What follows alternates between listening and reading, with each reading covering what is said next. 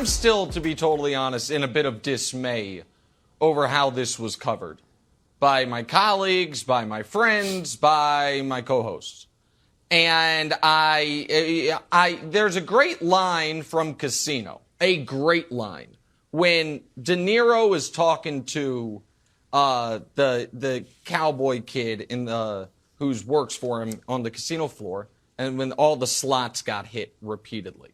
And De Niro looks at him and says, "You're either in on it or too stupid to notice. Either way, you gotta go." Saying basically you're either corrupt or too dumb to work here. Either way, you're fired. And the reason I was in dismay, Wildes, was because to me, that's what you were basically saying to LeBron. Either option A, he in year 19 has forgotten what winning basketball is, doesn't understand it, can't figure it out, hasn't done the math you've done, watching from afar, that he is not putting his team in his best position to win. So either dumb or corrupt. Or has in year 19 decided, nope, I am at this point in my career going to put personal accomplishments out of team success. I don't see a third option. And if there is one I'm missing, tell me. So that's why I thought the whole thing was ludicrous, and if I were LeBron, offensive. That, wait, I've played basketball the right way every step of the way.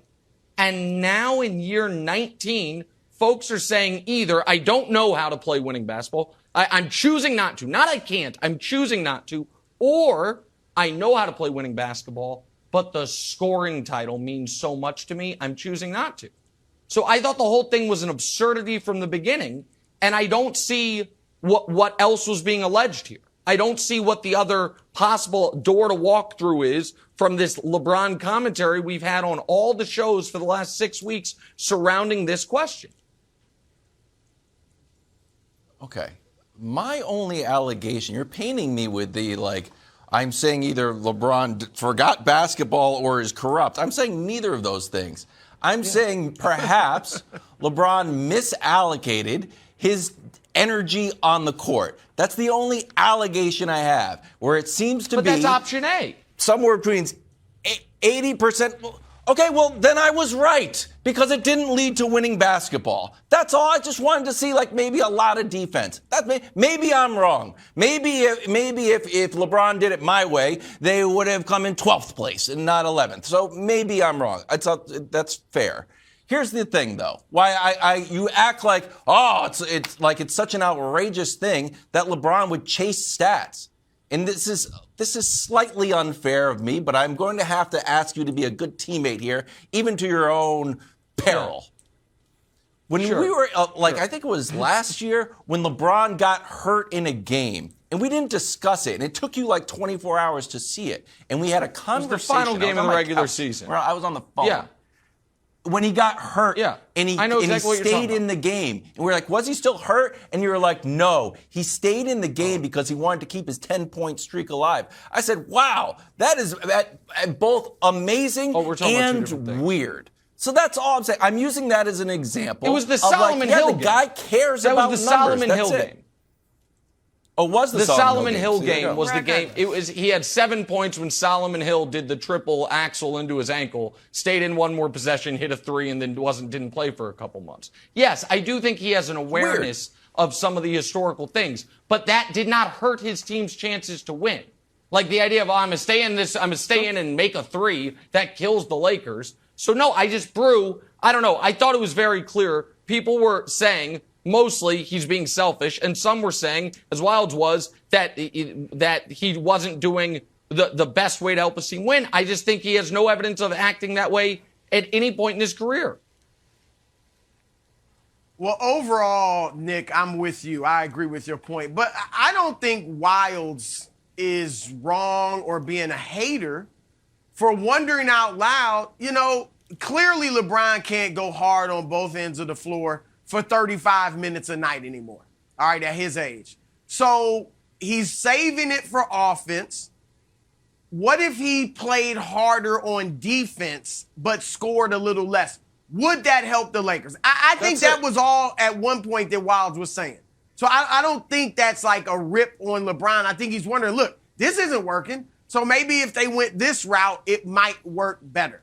All right, that's what I think he was saying. But to get to LeBron, because I do agree with you overall, Nick, one thing I've learned about the greats, all right, as the wise elder statesman of the show, and Wildes, tell this to your son. I know he's going to be a suburban basketball star, all right? The great ones don't chase numbers. They chase wins. And they get numbers because they're great. Larry Bird, Magic Johnson, Isaiah Thomas, Michael Jordan, LeBron James, they don't go out there chasing the numbers. They get the great numbers because they're awesome. But they go out there to win. And that's what LeBron did this year. If we look at this graph, like LeBron wasn't even close to leading the league in scoring when AD was there. When AD's there, he was averaging 26 points a game. All right? When AD was out, though, he realized, okay, I've got to pick up the scoring slack. And so he averages 33 a game. And LeBron knows, well, when I get 30 plus, we win more often than we do when I don't get 30. Still not great either way, but much better when he gets his 30 plus. That's not a good stat. So I think, well, no, but look, it's better. I mean, 16 and 18 versus 17 and 31. There's a huge difference there. All right, 16 and 18, I think they're still playing, right? If they go throughout the season at that rate. Yeah, I guess so. So I think LeBron was simply going, and Nick's right, and you can go back even to high school. I think ever since LeBron was like 11 years old and his youth coach, later high school coach, Drew Joyce, told him, look, spread the ball around, get everybody involved, the team will be better. He's never gone out to just put up a bunch of points. I do think the points came more often this year, second most in his career, because for the first time in a long time, if not ever in the NBA, he looked at himself in chunks of the season as a score-first guy. Because AD was out, because you had a Russell Westbrook who could handle the ball and make plays, LeBron was off the ball more than ever, to some degree playing like a typical small forward, and I'm going to score. Or even center. I'm going to score. Yeah. And so I think that's why the points came. And look, if he had gotten the scoring title within the context of trying to win, I think LeBron would have been happy about it. But I agree with you, to do it without, making the playoffs, what's the point? But I also think this idea that it is a new concept, that there is a finite amount of energy that human beings possess, and we all decide to distribute it accordingly. The idea that that's a new thing for LeBron James, as opposed to, I don't know, biomechanics, biology, and all of sports, is insane to me. Guess who is not as good of a defender by any metric or the eye test as he was 3 years ago, Wildes? Joel Embiid. Dusty's been talking to me about this quite a bit. He's still an excellent defender. But you know why? Because he has a bigger workload on offense. Kawhi Leonard stopped being the best perimeter defender on a per-game basis that we have seen since Scottie Pippen the moment he went somewhere where he had to do it, be the leading factor on offense. The reason Giannis, to me, is so clearly and obviously the best player in the league is because he still has the energy and the athleticism to be a triple plus on both ends of the court. But what we're saying is, LeBron James scored a lot of points and his team missed the playoffs.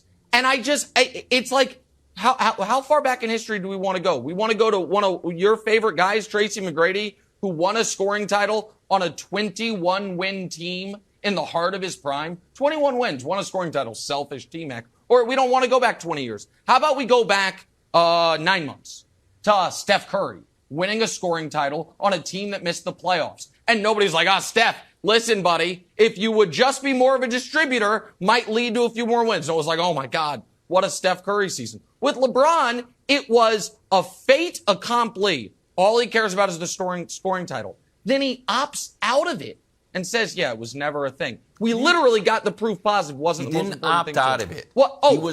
He didn't opt out of it. He couldn't play. He didn't opt out of it. He wasn't ready to go and get in there and get there.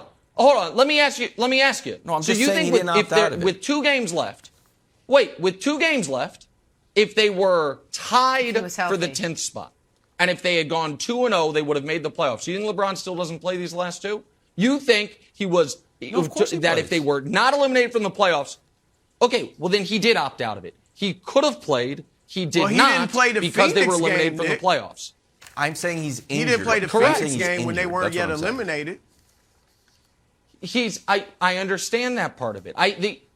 The idea, okay, I think we're all agreeing on this, is that if there's a carrot in front of you, right? The scoring title was not a big enough carrot to play through the injury.